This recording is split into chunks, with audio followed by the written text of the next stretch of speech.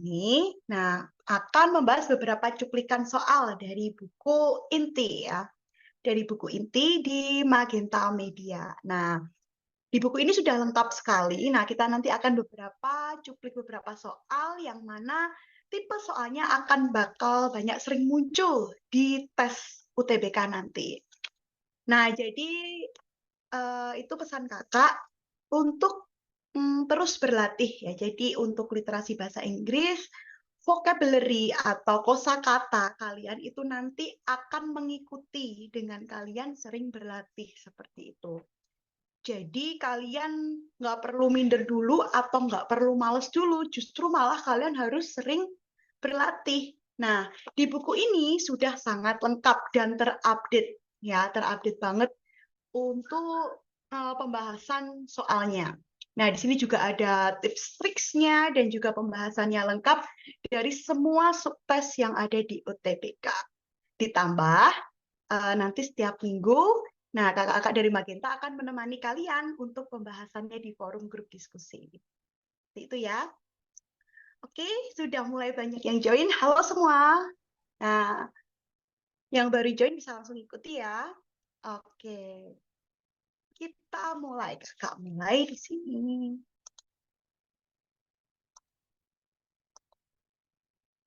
Oke. Nah, ini adalah beberapa contoh soal yang kakak cuplik ya dari buku ya, inti materi UTBK SNBT. Nah, untuk tipe soal ini, buat kalian yang udah punya bukunya, nah bisa nanti mengikuti ya di sini. Nah, ini kakak cuplikan. Ini tipe kakak cuplikan soal-soal yang banyak keluar atau tipikal soal yang paling sering muncul di SNBT. Nah, ini ada teks ya seperti biasa. Ini dicuplik dari UTBK 2021. Nah, seperti biasa ini ada teks yang mana teks-teks literasi dalam bahasa Inggris itu tipikalnya adalah teks-teks yang memuat seputar research, penelitian gitu ya. Ada sebuah fenomena, lalu sebuah jurnal gitu ya, lalu ada sebuah studi, sebuah apa namanya? Ada sebuah topik permasalahan. Nah, jadi seperti itu tipikal teksnya. Nah, biasanya banyak muncul dari jurnal. Nah, di sini ada teks. Nah, untuk memahami teks, kalian itu sebenarnya harus bisa skimming ya. Skimming itu membaca cepat. Membaca cepat itu bukan berarti membaca aja gitu, enggak. Tapi kalian harus bisa membaca cepat sambil menemukan kata kunci. Nah, kalau kalian bisa menemukan kata kunci, itu nanti kalian bisa paham, oh keseluruhan teks ini membahas soal apa sih? Seperti itu. Jadi nggak sekedar baca ya. Kalau kita lihat, oh teksnya banyak sekali nih, nah pasti udah minder, udah males dulu. Nah, maka dari itu kalian harus mulai sering-sering membiasakan diri membaca. Nah, seperti itu. Oke, sambil kita perbanyak vocab kita ya, kita coba pahami ini teks apa sih sebelum kita ke soalnya. Oke. Watching cooking shows that feature healthy recipes seem to encourage healthy eating in children. The study show. Jadi ada sebuah penelitian kalau menyatakan jika menonton cooking show atau reality show tentang masak-masak yang mana menyajikan resep-resep makanan sehat bisa mengencourage sama dengan mensupport pola makan sehat untuk anak-anak. Nah, kata sebuah penelitian. Nah, the finding from this study indicate cooking programs can be a promising tool. Nah, ternyata program-program memasak ini bisa menjadi alat yang menjanjikan untuk promoting itu berarti kita untuk mendukung perubahan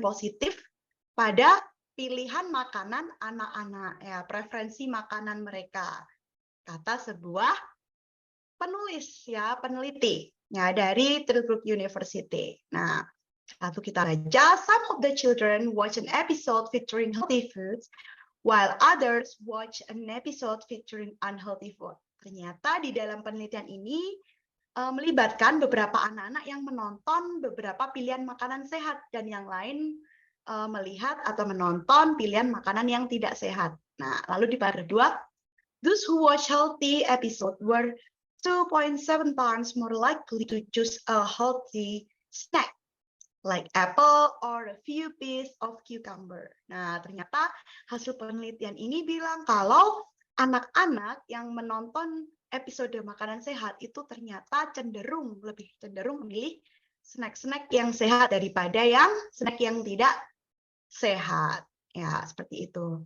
Lalu, they note that the study was conducted at the children's school. Nah, mereka menggarisbawahi kalau penelitian ini dilakukan di sekolah-sekolah, which could represent a promising alternative to teach children healthy eating behavior. Ternyata pemilihan sekolah ini dilakukan karena sekolah itu dianggap menjadi alternatif yang menjanjikan untuk pola makan yang sehat itu kata diikut dari sebuah jurnal. Nah, itu tadi teksnya. Kita coba lihat ya soalnya.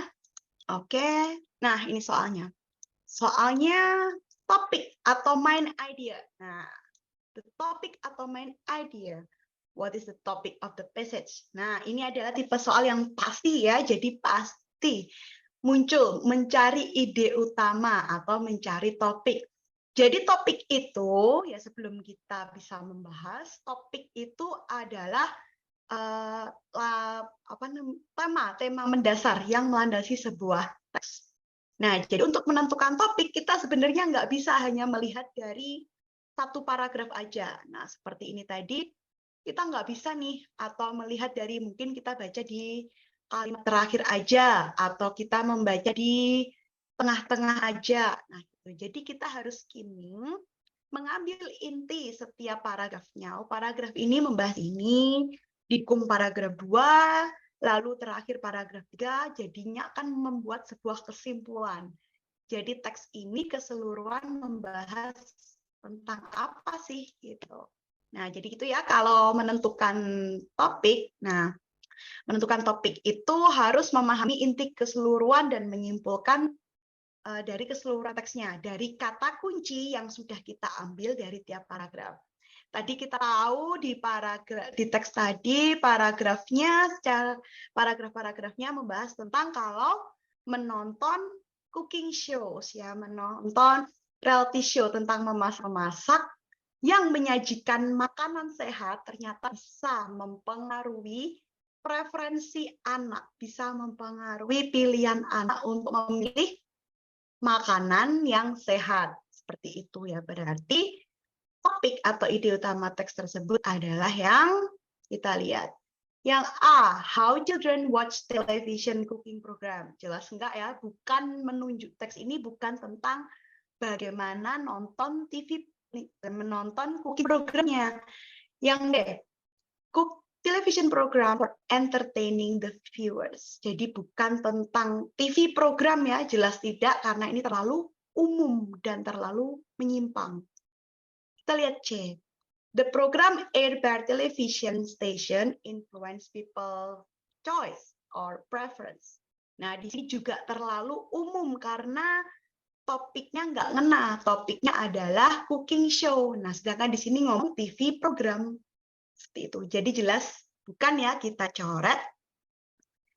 Yang D. Television cooking program give impacts on children behaviors, attitude, and food-related preference. Yang E, a healthy cooking program impacts kontradiktif. Kontradiktif artinya berlawanan. Di sini pilihan E artinya program memasak yang sehat berdampak berlawanan. Padahal tidak ya. Tadi kalau anak-anak suka nonton program TV, program masak yang sehat, mereka juga akan cenderung memilih makanan yang sehat, sehingga tidak sesuai. Jadi jawabannya yang D, television cooking program. Nah, kata kuncinya ada nih, cooking program memberikan dampak terhadap sikap atau preferensi makanan mereka. Jadi jawabannya adalah yang D. Seperti itu ya, teman-teman. Oke, kita lanjutkan. Nah, jadi untuk tipe soal main idea ini pasti ya keluar. Jadi caranya adalah memahami keseluruhan teks. Jadi nggak bisa dicuplik dari salah satu paragraf saja. Harus memakai kata kunci. Oke, kita lanjut ya. Nah, tipe soal kedua ini juga pasti muncul tentang inference ya, atau implikasi.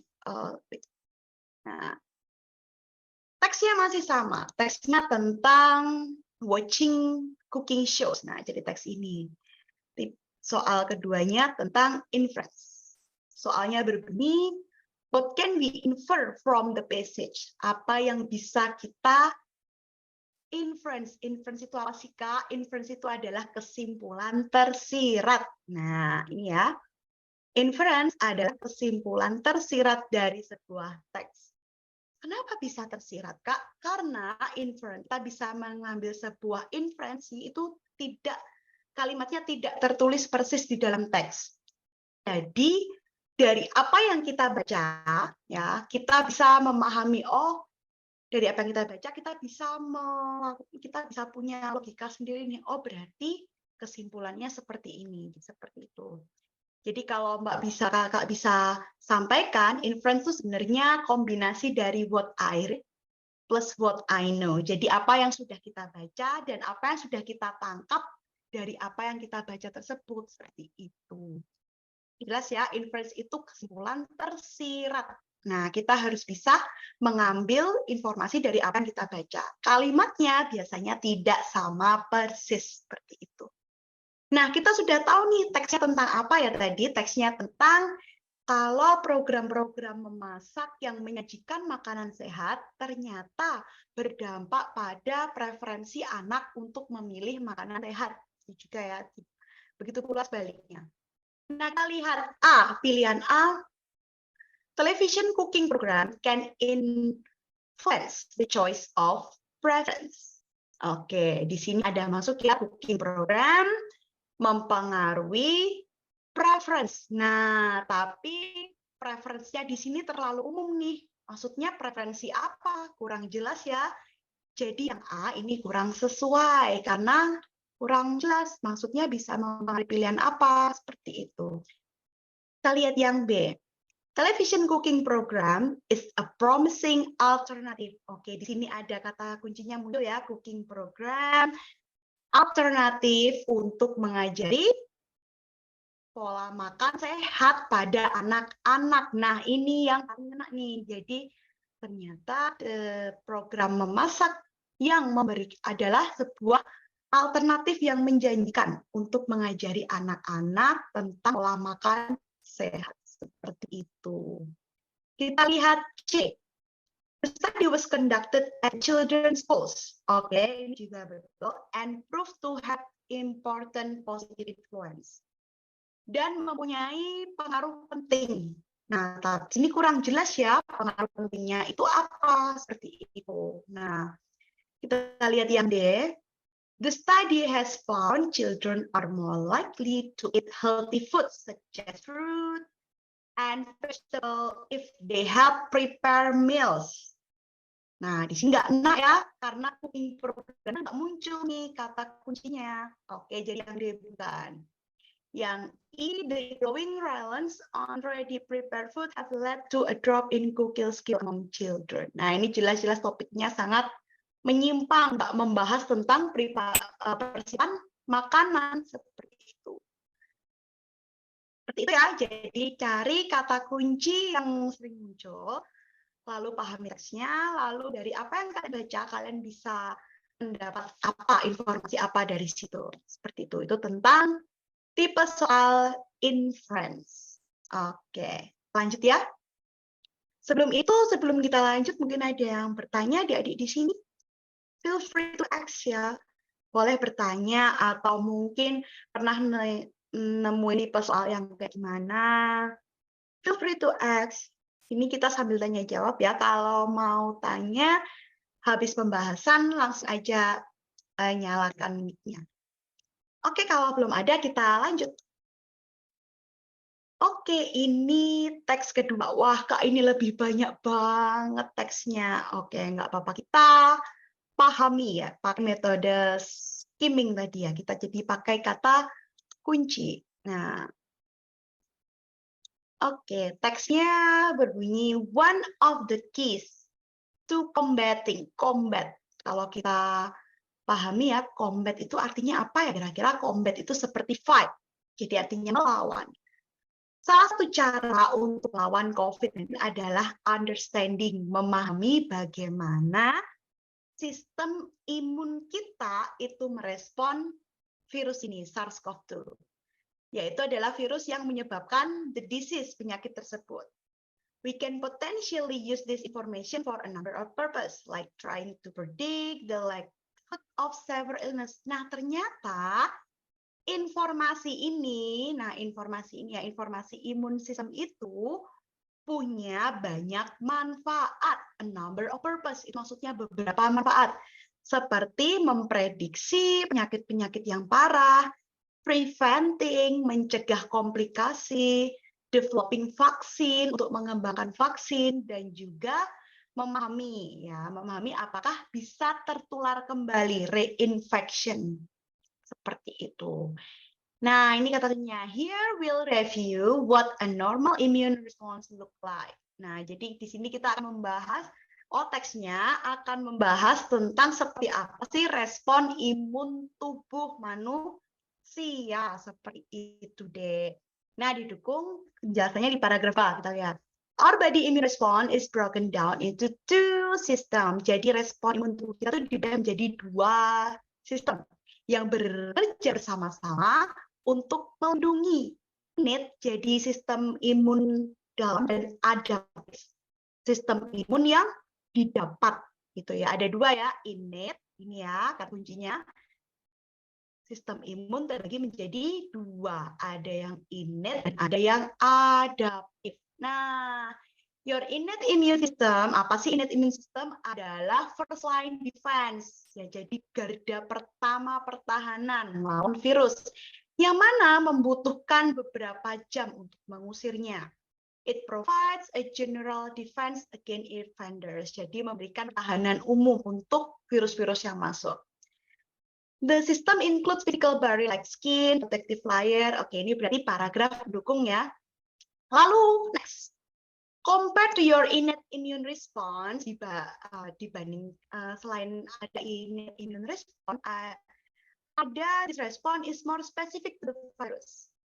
Some B cells work to fight the current information while other are stored in the body. Jadi beberapa sel darah B itu fight, melawan infeksi, dan sisanya disimpan di tubuh sebagai memori untuk melawan infeksi di masa depan, future infection. Nah, ini.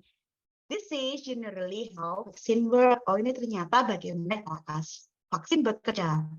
Nah, keterangannya, they use your adaptive immune system. Ternyata sistem imun yang seperti ini itu yang adaptif, yang mana sifatnya adalah create long-lasting memory cell. Jadi membuat ingatan ya untuk pertahanan di masa mendepan. For example, ini paragraf pendukungnya.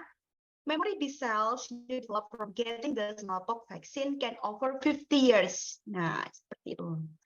Ini penjelasnya. However, some vaccine may require multiple doses. Jadi beberapa vaksin mungkin saja membutuhkan beberapa dosis agar mendapatkan respon imun yang adequate, yang cukup. Adequate ini sama kayak sufficient, sama kayak juga enough, cukup. Nah, seperti itu. Jadi paragraf ini menjelaskan ya tentang dua sistem imun tubuh kita tadi, ada apa? Innate yang pertama sama yang adaptif, yang bisa untuk jangka panjang. Intinya gitu deh. Dan lanjut. Here researcher have been trying to understand why some people get sick from COVID while others do not. Nah, di sini paragraf 3 ini menjelaskan tentang ada sebuah penelitian. Peneliti itu mencoba mempelajari kenapa ada orang yang bisa sakit karena COVID dan yang lain tidak. Nah, looking at how the immune system responds to the virus can give us some idea. It can possibly help us try to predict course of the disease in people who have been infected. Ternyata respon imun itu bisa juga memberikan kita ide atau prediksi untuk kemungkinan penyakit ya yang ada pada seseorang. Nah, under normal circumstance, the innate immune response kick in first to attack. Ya, jadi ini penjelasannya. Jadi kesimpulannya innate immune response itu bekerja pertama untuk mengekik, berarti untuk membuang, menyerang virus. Diikuti dengan adaptive immune response, yang mana tugasnya adalah remove, menghapus, menghilangkan sisa-sisa virus dan membuat memori untuk infeksi di masa depan. Oke, di sini ada keterangan tambahan.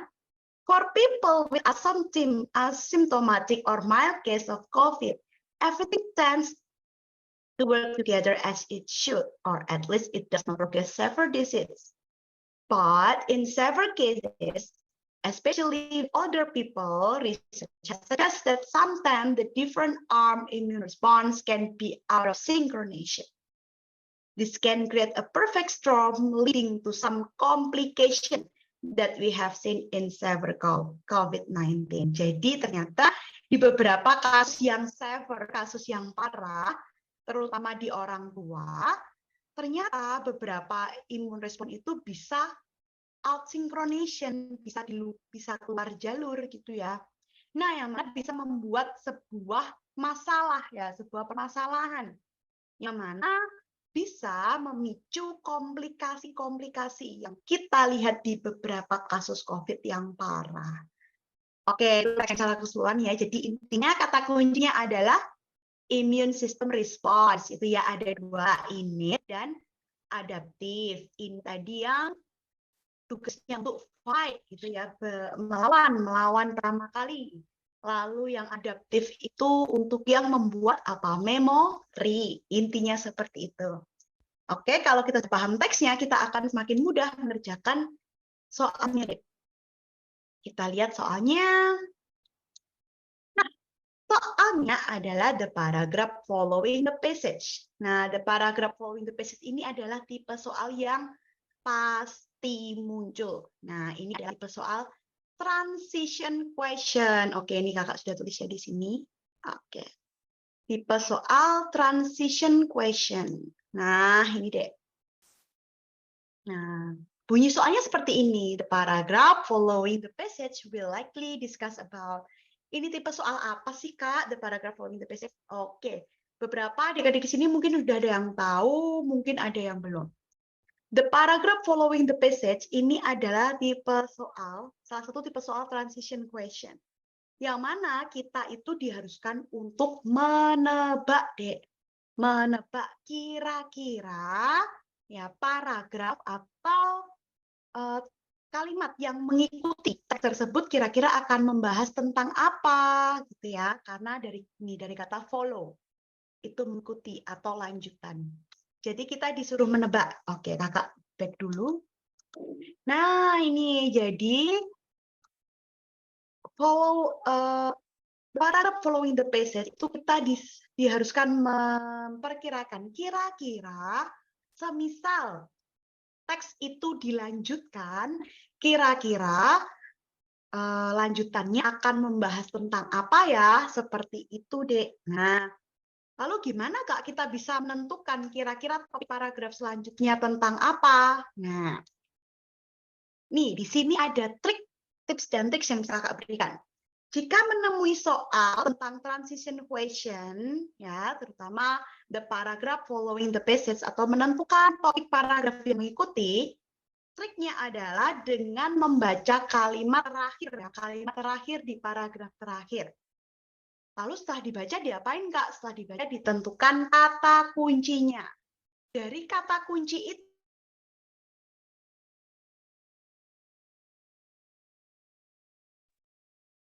Maaf Mbak, Mbak Sabrina, suaranya hilang Mbak.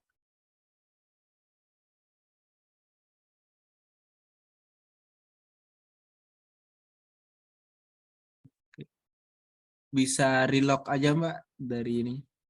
Jadi keluar Zoom dulu terus masuk lagi.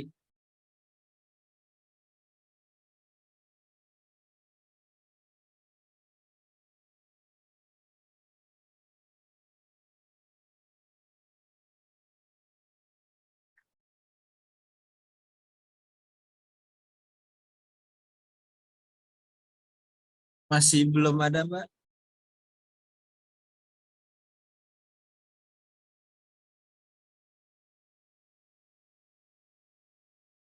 Bisa keluar dulu terus nanti login kembali Mbak.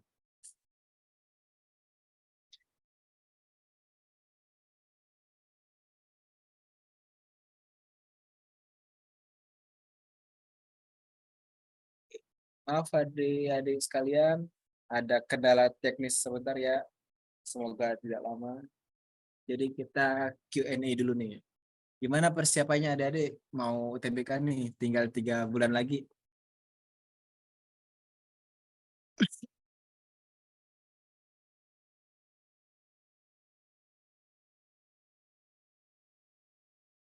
Pusing Kak? Aduh, kenapa tuh pusingnya tuh? Oke, Mbak Sabina sudah join kembali. Pusingnya di mana kalau boleh tahu deh? Ah, Halo? dengar nggak? Oke, Halo. udah Mbak.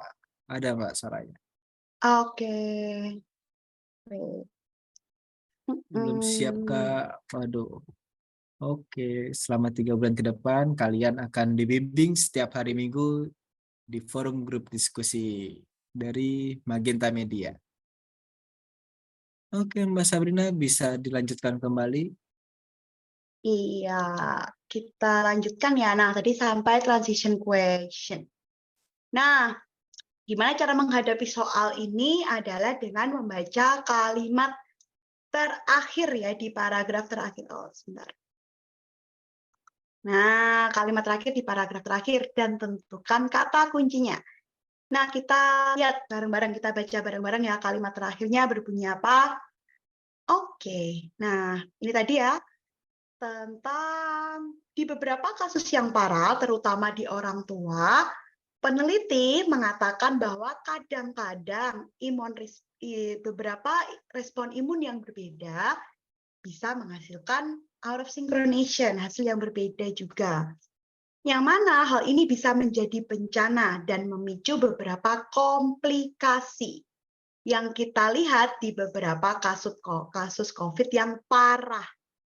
Jadi kata kuncinya adalah iya, komplikasi di kasus COVID yang parah. Ini topiknya kalimat terakhir. Nah, memicu bencana yang memicu komplikasi. Kita lihat di beberapa kasus COVID yang parah. Jadi kemungkinan misalnya teks ini dilanjutkan berarti paragraf setelahnya akan membahas tentang complication, seputar complication dan beberapa penyakit COVID yang parah seperti itu ya. Berarti pilihan jawabannya ada di pilihan jawaban D. Ini ya, ada complication sama penyakit atau kasus COVID yang parah. Seperti itu deh. Mudah sekali ya. Jadi kalau ada soal transition question, itu langsung kita cari kata kunci di kalimat terakhir dan kita bisa menentukan kira-kira lanjutannya bahas apa ya yang tidak jauh-jauh dari situ. Oke, next. Oke, masih di teks yang sama.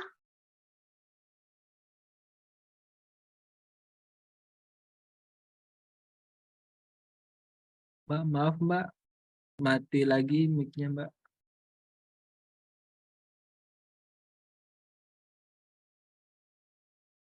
Masih hilang.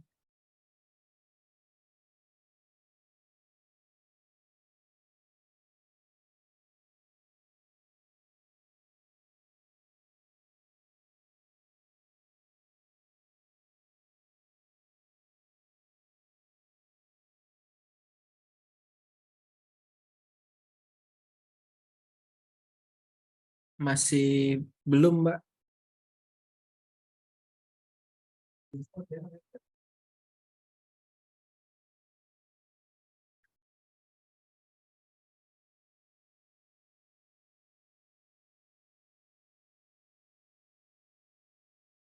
Ya adik-adik, mohon maaf ya karena gangguan-gangguan teknis. Melanjut yang tadi nih adik-adik nih. Belum siapnya kenapa sih? Ada yang pusing, terus dia yang referin kenapa nih? Belum siap nih. Ada kendala apa nih?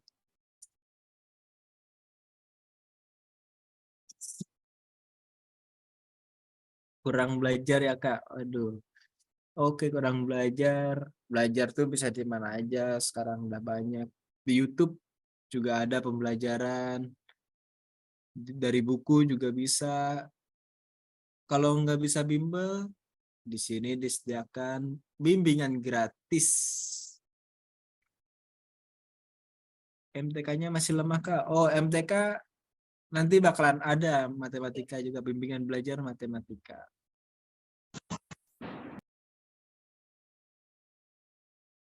Oke, coba tes Kak. Gimana Kak Rangga? Oke, aman Sudah Mbak, oke. masih. Ini ganti headset, ganti earphone.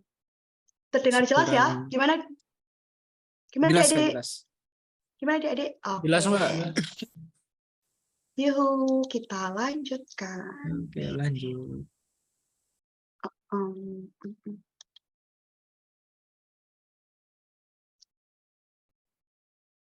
hmm, hmm.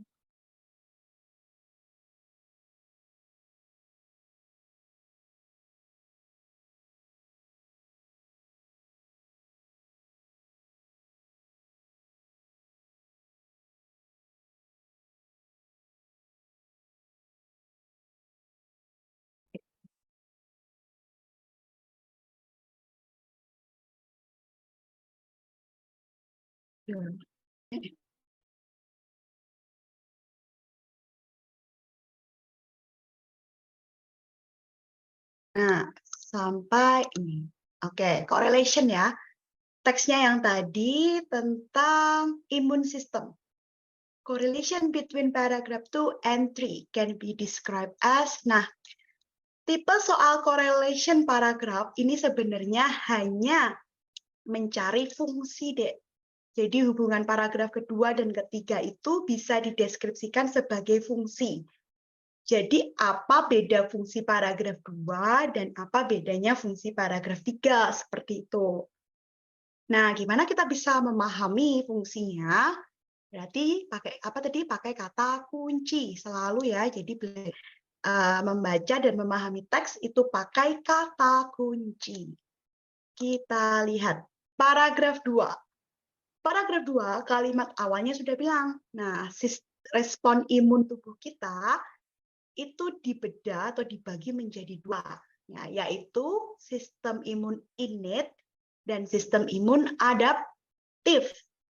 Sistem imun innate itu yang apa tadi? Yang sebagai ya defensif pertama atau pertahanan pertama, sedangkan yang adaptif itu yang sifatnya jangka panjang untuk mengingat, ya, untuk memori. Nah, seperti itu. Lalu di paragraf 3, ini fungsinya untuk menyatakan kalau ternyata inilah yang menyebabkan kenapa beberapa orang itu bisa sakit parah karena COVID, sedangkan yang lain tidak. Seperti itu. Karena apa tadi? Iya, karena adaptive immune response-nya yang berbeda. Ya, imun responsnya tiap orang yang berbeda. Berarti bisa disimpulkan, kita lihat.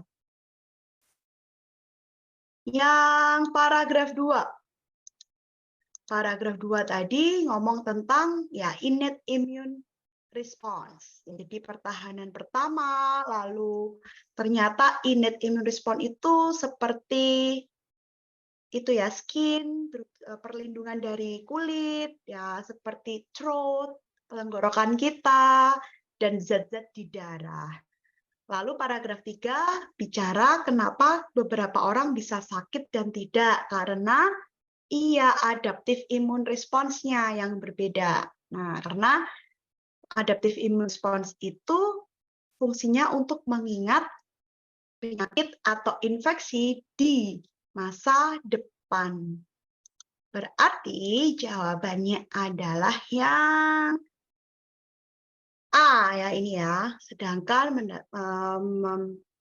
menjelaskan adaptive immune response. Kita lihat B. Kenapa bukan B, Kak? Unlike paragraph 3, ya, which describe innate immune response, enggak ya. Jadi paragraf 3 bukan membahas innate immune response, tapi paragraf 3 tentang adaptifnya. Kita lihat C, kenapa salah? Unlike paragraph 2, which describe innate immune response, paragraph 3 describe how immune system react. Ya, jadi bukan tentang reaksinya, tapi tentang bagaimana adaptif itu berperan dalam menentukan infeksi di masa depan. Kita lihat D dan E jelas enggak ya, karena kedua paragraf itu enggak ngomong tentang body response. Kedua paragraf itu juga enggak ngomong tentang normal immune response. Ya, so the answer is A. Oke, kita next. Oke. Ada teks lagi nih. Nah, ini ada teks lagi. Jadi terbagi menjadi beberapa paragraf.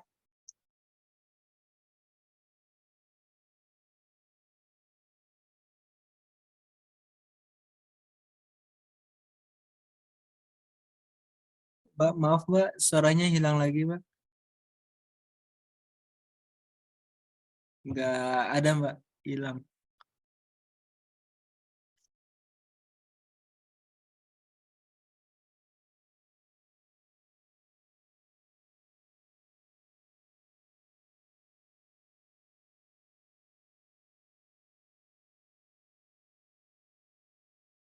Oke, masih belum kedengar Mbak.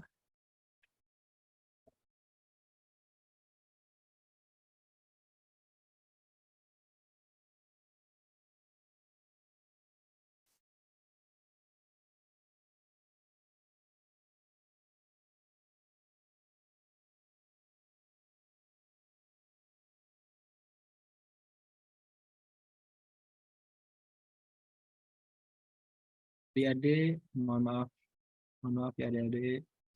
Oh ya, untuk ini kan tadi ada yang bilang MTK-nya masih lemah. Oke, untuk matematika kita jadwalin 2 minggu lagi ya Dek, dari hari ini.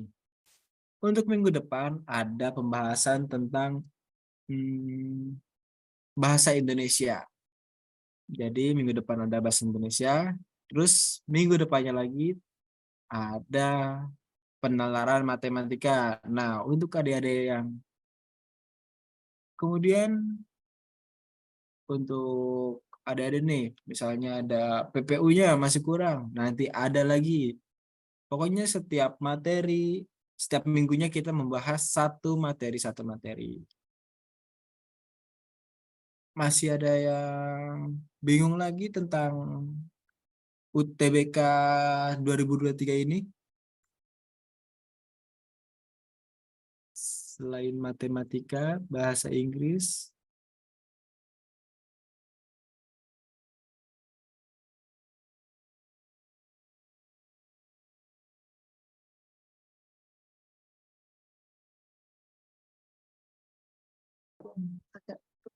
Oke, is it okay? Sudah bisa didengar? oke bisa Mbak. Oke, tadi habis restart jaringan. Oke, kita mulai ya teman-teman. Kakak share lagi. Oke, mohon maaf sekali untuk kendala teknis yang terjadi. Oke, semoga akan lancar-lancar.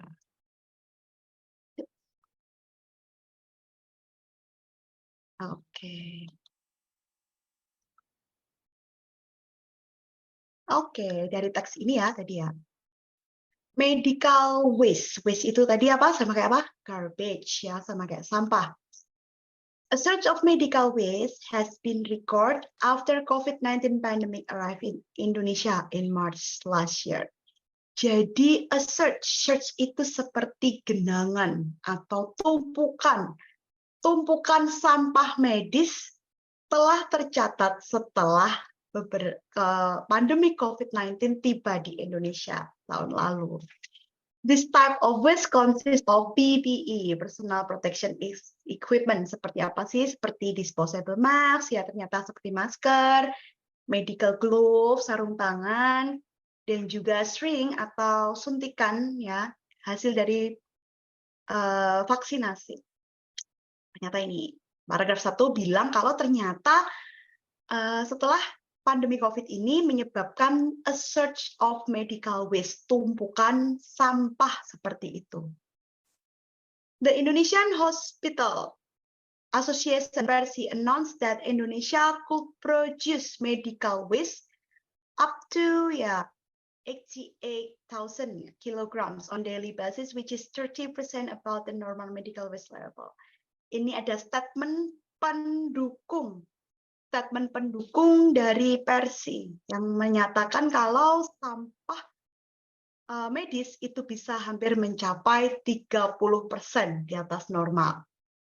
Meanwhile, waste mass reach ini 537,1 kg daily with the assumption that 50% of Indonesian use one disposable mask per day. Nah, ini ternyata paragraf 3 ini menyatakan penyebabnya. Kenapa bisa sampai menumpuk seperti itu? Dengan asumsi ternyata kemungkinan 50% warga Indonesia menggunakan masker disposable, masker sekali pakai per hari, seperti itu. Ini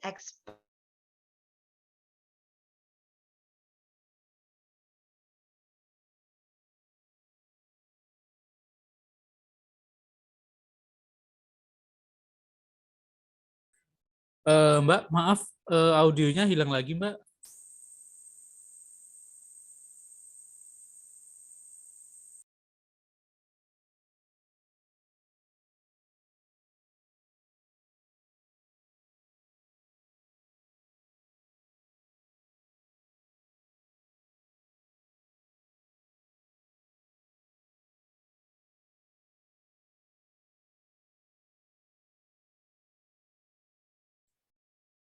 Mungkin coba bisa reload lagi, Mbak.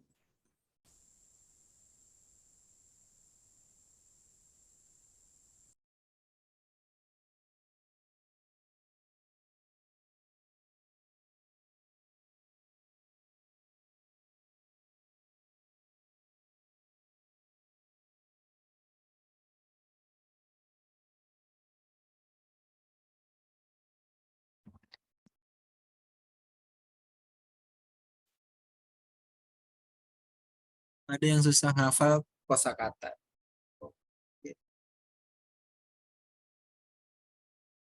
Kalau susah ngafal kosakata, biasanya sih kalau saya nih ya sering-sering membaca, terus habis itu bisa nonton film juga.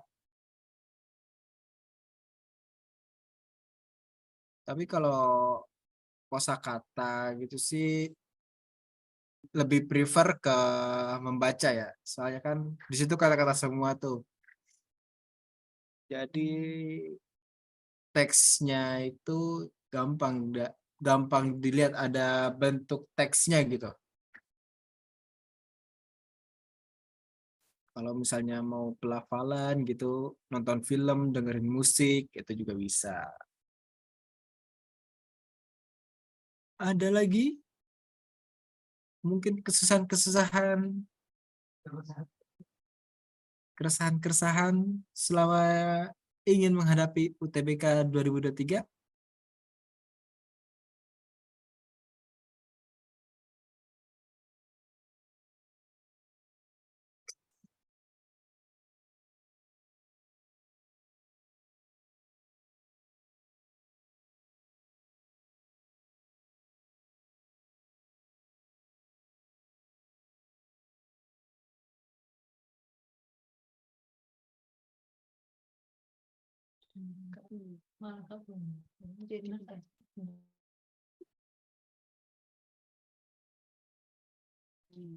tes Berhubungnya harus di situ. Hanya ini. Tapi iya sinyalnya full kadang.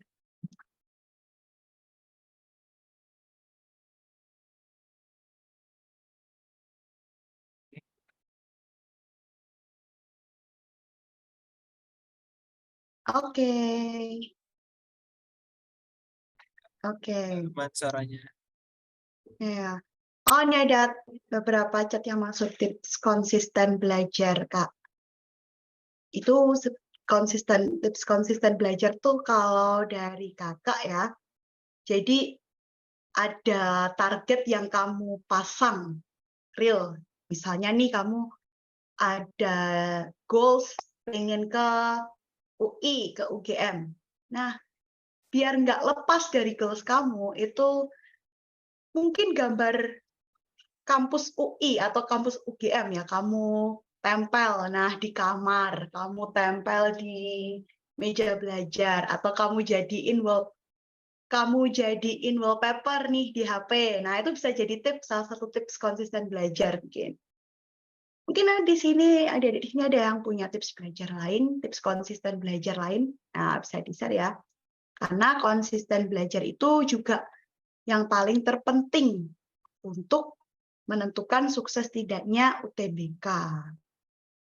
Oke,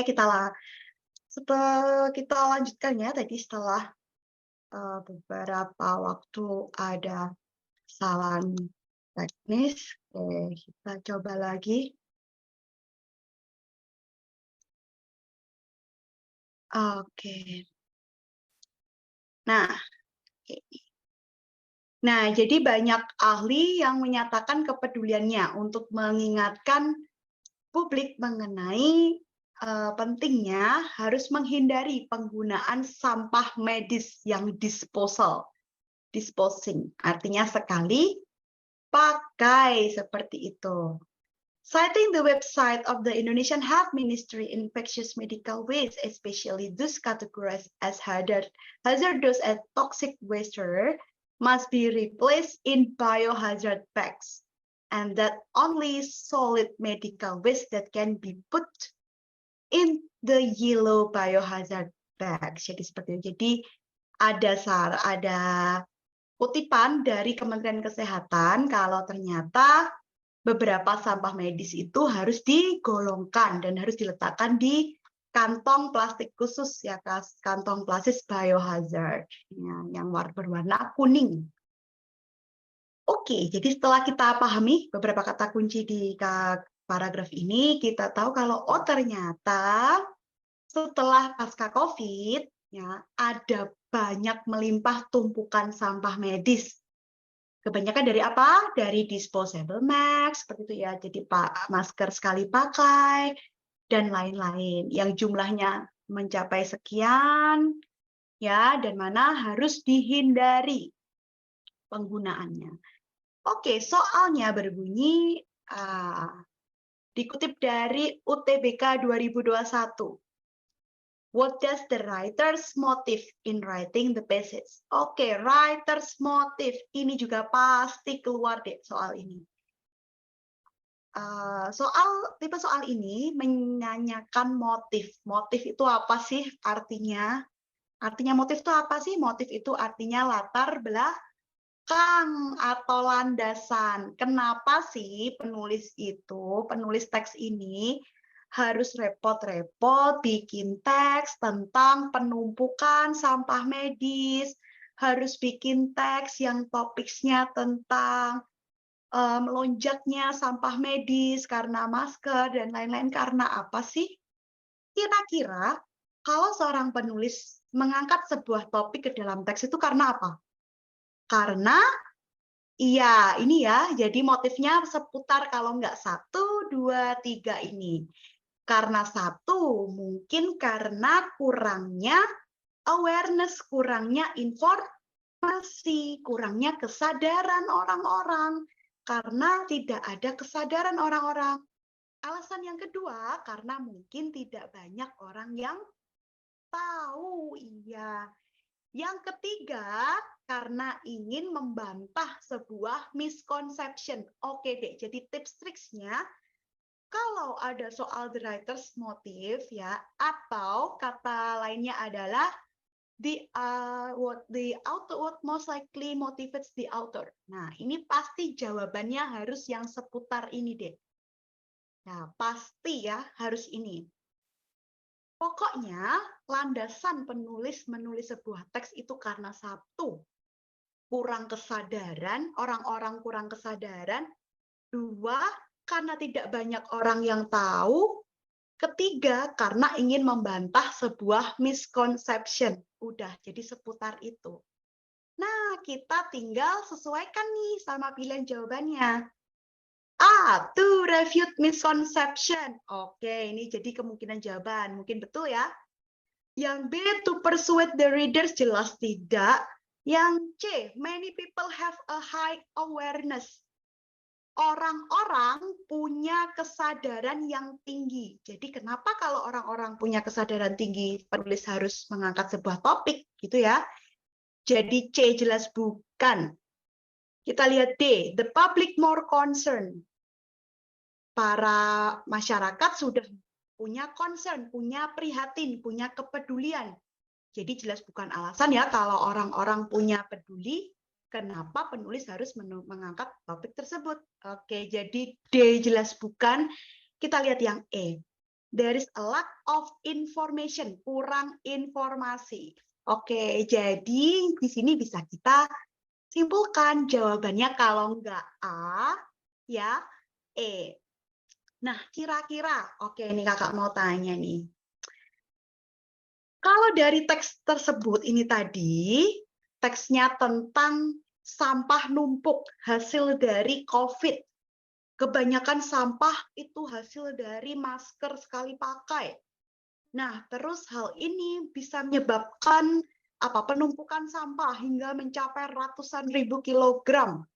Kira-kira kalau topik teksnya ini, tujuan penulisnya atau landasan penulisnya itu karena ingin membantah miskonsepsi atau karena kurang informasi ya di masyarakat? Iya, jadi karena kurang informasi ya seperti ini, seperti tipsnya. Jadi ini ya jawabannya. Kalau tentang motif penulis itu pasti kalau nggak 1, 2, 3 ini. Kurangnya kesadaran, tidak banyak orang tahu, atau ingin membantah misconception. Jadi cari kata lack, insufficient, inadequate, not many people know, atau to refute misconception. Oke, bisa cepat ya. Jadi kalau ketemu soal writer's motive ini bisa langsung ketemu clue-nya. Oke, berikutnya. Oke, sebelum kakak lanjut, ada yang mau ditanyakan, Dek? Dari adik-adik di sini ada yang mau bertanya? Oke, kalau belum ada, next masih di soal yang sama, di teks yang sama. Dicuplik dari UTBK 2021 tentang what is the author's attitude.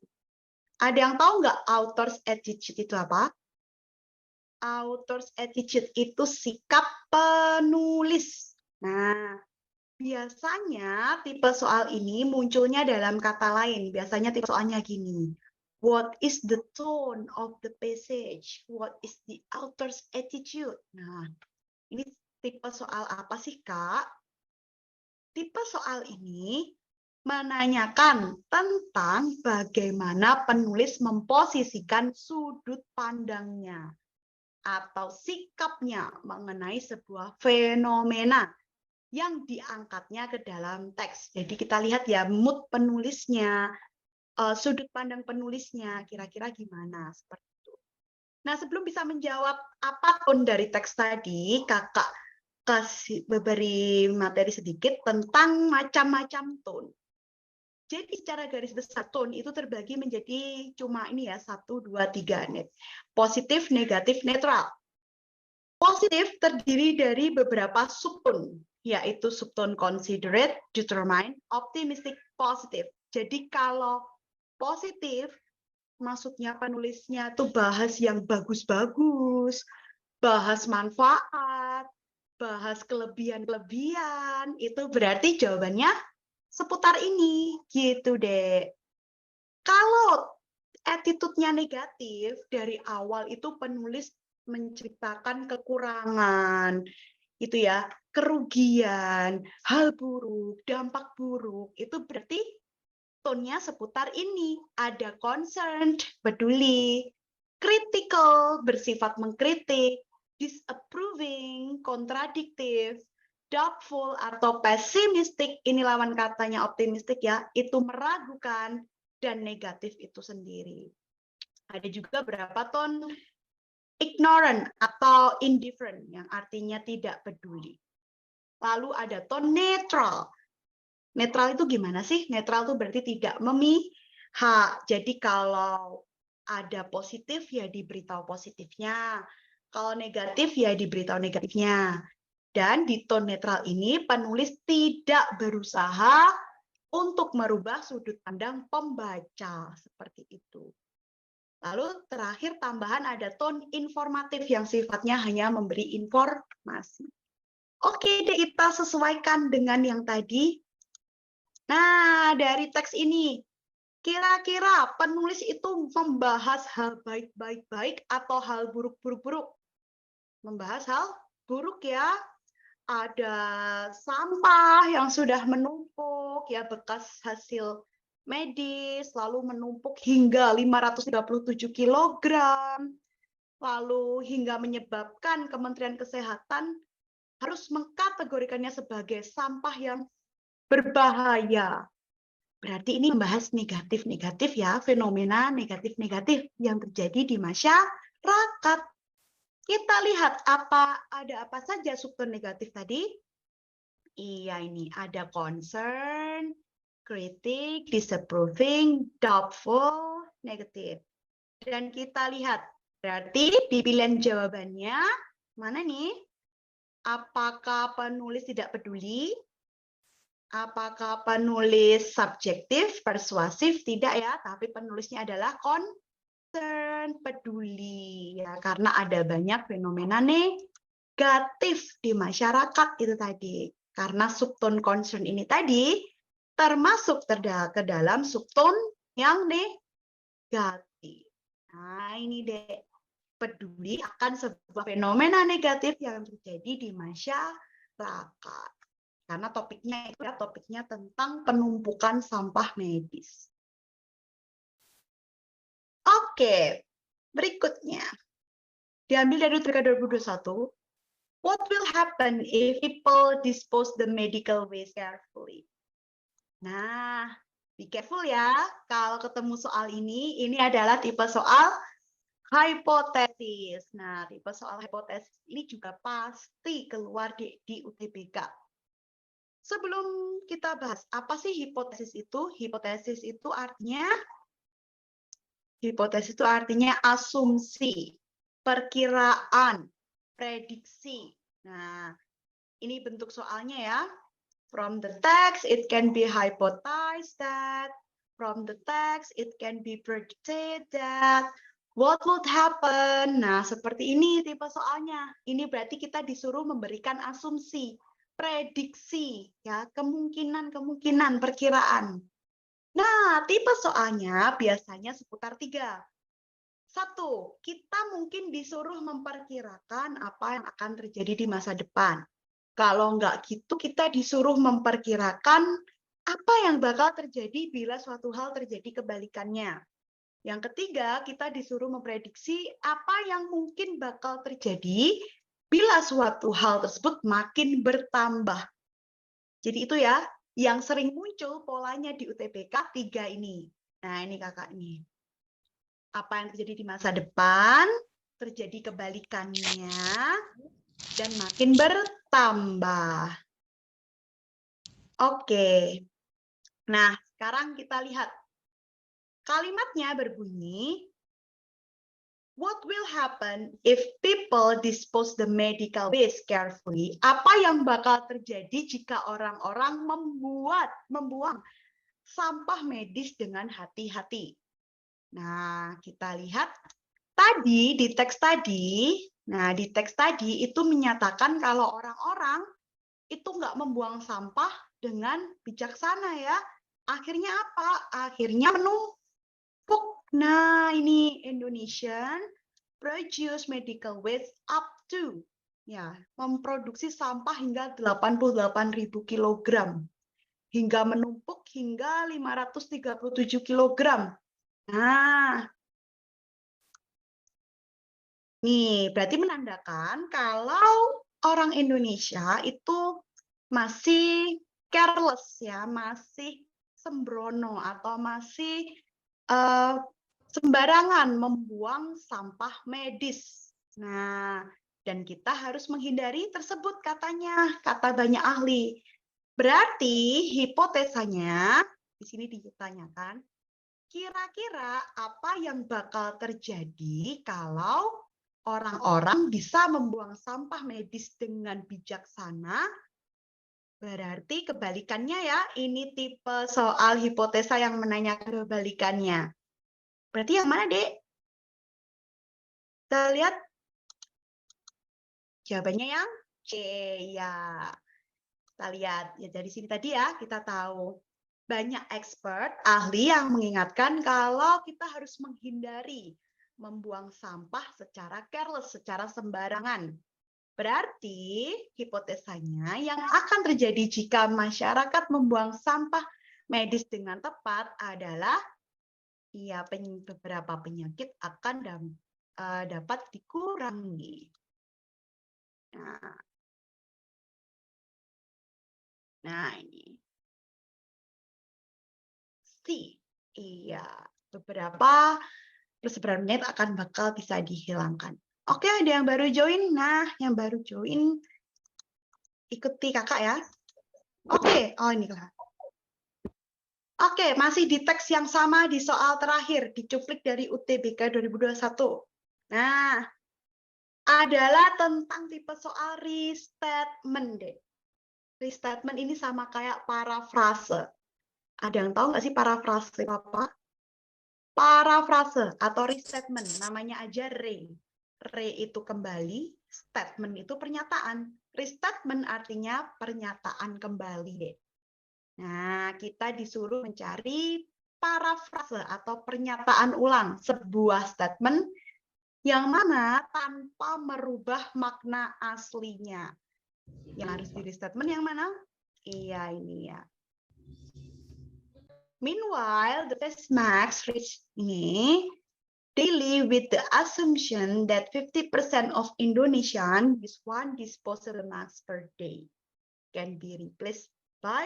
Nah, ini berarti kita disuruh mencari statement yang mirip dengan ini. Tipsnya gimana, Kak, kalau ketemu soal restatement? Kalau ketemu soal restatement, tipsnya adalah mencari sinonim. Jadi persamaan kata ya. Jadi karena kita nggak boleh menghilangkan makna aslinya, jadi kita harus bisa menentukan sinonim dari statement yang diminta. Kita lihat the face mask which reach, jadi sampah masker mencapai 537 kg. Ya, dengan asumsi kalau 50% orang Indonesia itu menggunakan masker satu kali pakai dalam sehari, minimal sekali. Nah, jadi mana yang bisa menentukan ini harus sama ya. Kita lihat. Oke, kita lihat A. By the increasing of face mask weight, dengan peningkatan sampah masker itu diprediksikan kalau setengah warga Indonesia menggunakan satu masker per hari. Nah, di sini ada kata apa, Dek? Ini kakak kasih pen. Ada kata increasing, ya. Yang mana punya makna yang sama dengan ini. Sampah masker mencapai. Terus ada kata assumption, asumsi, berarti artinya sama dengan diprediksikan. Nah, kita lihat. Jadi jawabannya yang A ya. Kenapa bukan yang B, Kak Sabrina? Oke, kita lihat yang B. Yang B, more than half Indonesian. Lebih dari setengah warga Indonesia. Nah, setengah warga Indonesia ini tidak memiliki makna yang sama dengan kata 50% Indonesia. Jelas enggak ya? Ini di sini ada kata more, lebih dari, sedangkan di sini tidak. Oke, kita lihat yang C. A quarter, seperempat, jelas bukan ya. Jadi yang C jelas bukan jawaban, bisa langsung disingkirkan. Oke. Di sini yang C bilang a quarter, di sini bilang 50%. Kita lihat yang D. More than expected people hosting a mass per day. Lebih dari yang diharapkan. Apakah di statementnya sini ada kata yang merujuk ke expect, harapan, atau orang-orang yang diharapkan, atau jumlah yang diharapkan? Nggak ada ya, jadi D jelas bukan. Kita lihat E. Yang pilihan E di sini bilang many. Nah, banyak orang Indonesia, sedangkan di sini bilang 50%. Jadi kata many Indonesian ini tidak memparafrasekan statement 50%. Jadi yang memiliki makna sama adalah yang A, iya, ada kata increasing, ini sama dengan ini. Lalu maka diasumsikan atau diprediksikan kalau setengah warga Indonesia menggunakan 1 masker per hari, sama dengan ini. Assumption. Oke, seperti itu. Nah, itu tadi beberapa beberapa tipe soal UTBK yang sering keluar ya. Tadi kita udah belajar banyak. Belajar apa aja tadi? Kita mencari main idea. Nah, dari awal kita lihat, kita mencari main idea, lalu kita mencari inferensi, kita belajar transition question, kita belajar apa lagi deh tadi yang sudah join di sini deh tadi, kita belajar tone ya, sikap penulis, tone of passage, lalu kita juga belajar menentukan hipotesa, dan kita juga belajar menentukan pre-statement. Nah, beberapa soal yang kakak bahas tadi, itu adalah tipe soal yang pasti keluar deh. Karena ya, literasi bahasa Inggris itu polanya sebenarnya sama. Jadi cakupan soalnya sebenarnya itu aja.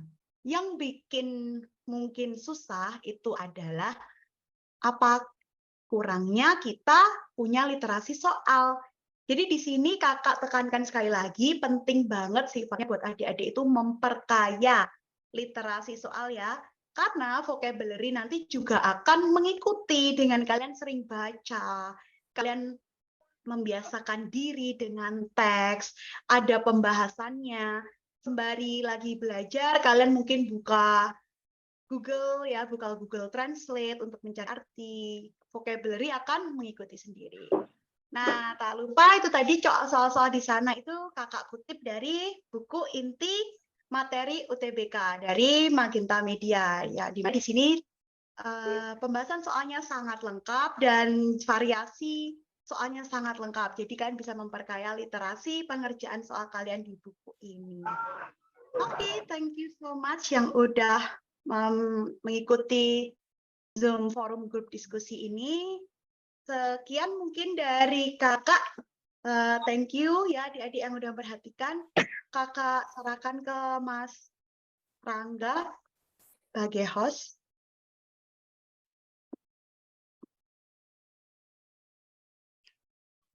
Oke, terima kasih Kak Sabrina untuk pembahasannya. Iya. Nah, adik-adik, kalau mau buku seperti Kak Sabrina nih, kayak buku ini, Nah, kalian sudah bisa dapatkan di Gramedia di seluruh Indonesia. Nah, terima kasih adik-adik untuk pertemuan kali ini. Untuk pertemuan selanjutnya kita ada, saya cek dulu jadwalnya, lupa. Ada literasi dalam bahasa Indonesia. Nah, untuk adik-adik yang masih ya saya masuk. Oke. Masuk baru share link jam 11 di grup. Oke, adik-adik. Jadi untuk pembelajaran ini itu setiap hari Minggu jamnya itu kebanyakan jam 10. Dan link akan di-share di hari Jumat. Jadi kalian bisa kasih ini nih, kasih alarm, kasih pengingat untuk bahwa ada Zoom nih di hari Minggu, jamnya akan di-share di grup Telegram, Kak.